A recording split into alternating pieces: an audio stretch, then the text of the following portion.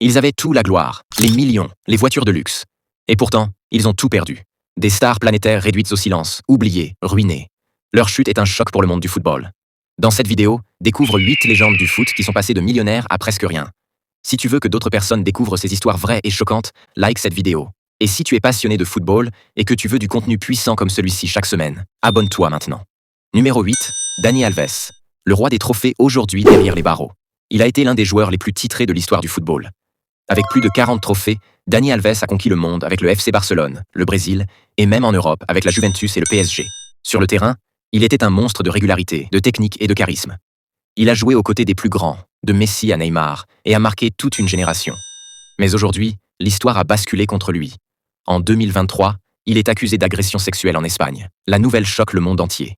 Dani Alves, celui que beaucoup voyaient comme une légende vivante, est condamné à plusieurs années de prison. Une chute brutale, inimaginable. De star adulé à détenu enfermé, son nom est désormais associé à la honte. Un exemple tragique de comment tout perdre, même après avoir touché le sommet. Numéro 7. Eric Djemba Djemba. De Manchester United à la faillite totale. Il avait tout pour réussir. En 2003, Eric Djemba Djemba est recruté par Sir Alex Ferguson à Manchester United pour succéder à Roy Keane. Un transfert prestigieux, un contrat juteux, des salaires énormes mais une mauvaise gestion va tout faire basculer. À seulement 22 ans, il touche des dizaines de milliers d'euros par semaine, mais dépense plus vite qu'il ne gagne. Il s'offre des voitures de luxe, entretient plus de 30 comptes bancaires et multiplie les dépenses extravagantes. Il ne comprend pas que la carrière d'un footballeur est courte.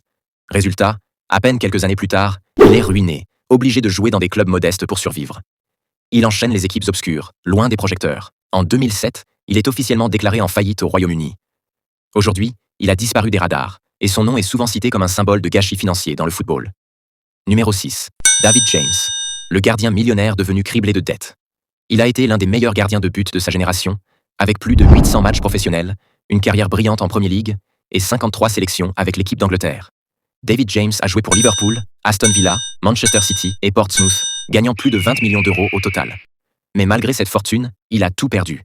Comment un joueur aussi expérimenté et intelligent a-t-il pu sombrer financièrement? La réponse est simple. Un style de vie extravagant, un divorce très coûteux et de mauvais investissements. Il achète des voitures de luxe, possède plusieurs maisons, sans vraiment gérer son argent avec rigueur. En 2014, il est déclaré en faillite. Pire encore, il vend aux enchères ses affaires personnelles, y compris ses équipements de football et ses souvenirs de carrière, juste pour rembourser une partie de ses dettes. David James est la preuve que même les plus grands peuvent tomber, si la discipline financière n'est pas au rendez-vous. Numéro 5. Asamoah Gyan. 20 millions de dollars évaporés dans le vent. Il était une légende du football africain, un héros national au Ghana, et l'un des joueurs les mieux payés du monde à son apogée. Asamoah Gyan a joué dans de grands clubs comme Sunderland en Premier League, Al Ain aux Émirats Arabes Unis. Il touchait jusqu'à 250 000 dollars par semaine, et on estime qu'il a gagné plus de 20 millions de dollars durant sa carrière. Mais aujourd'hui, il ne lui resterait même pas 2 000 dollars sur son compte. Il a même avoué devant un tribunal qu'il n'avait pas de source de revenus stable, et que son compte bancaire était quasiment vide. Une carrière dorée, finie dans la galère. Gagner beaucoup ne sert à rien si tu dépenses encore plus. Numéro 4. Ronaldo Nazario. Le phénomène qui a tout perdu. Il était un monstre sur le terrain. À lui seul, il faisait trembler toutes les défenses du monde.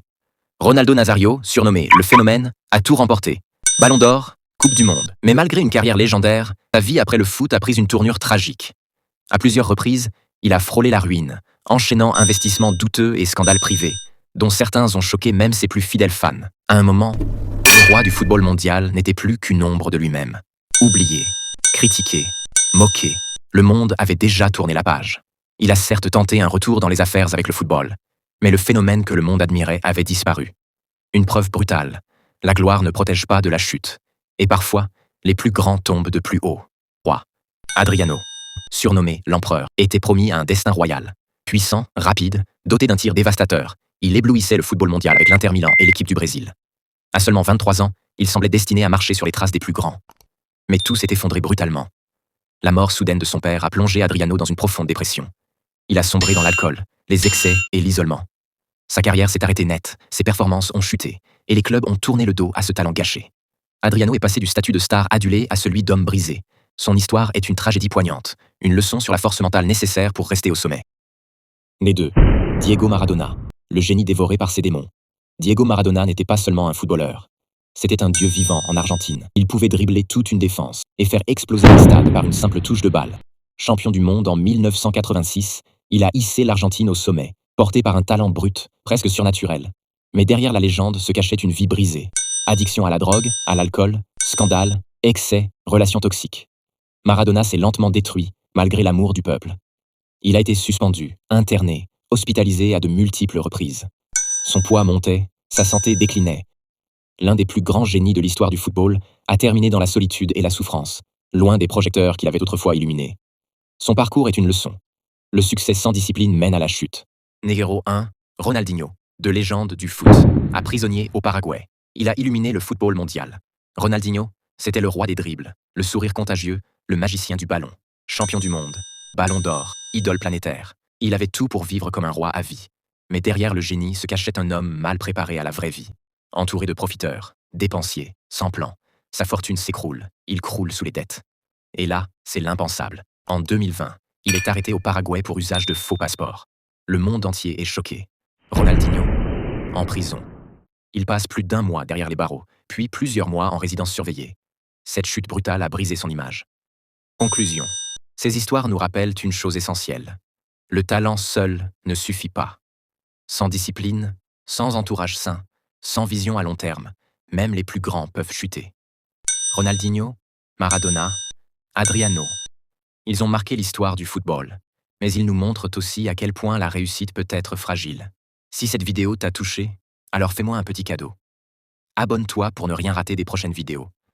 Like si tu veux plus de contenu puissant comme celui-ci.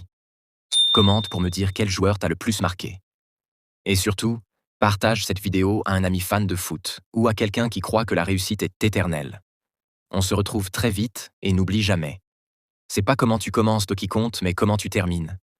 N'oubliez pas que nous sommes à la fin des temps et que Jésus-Christ revient très bientôt.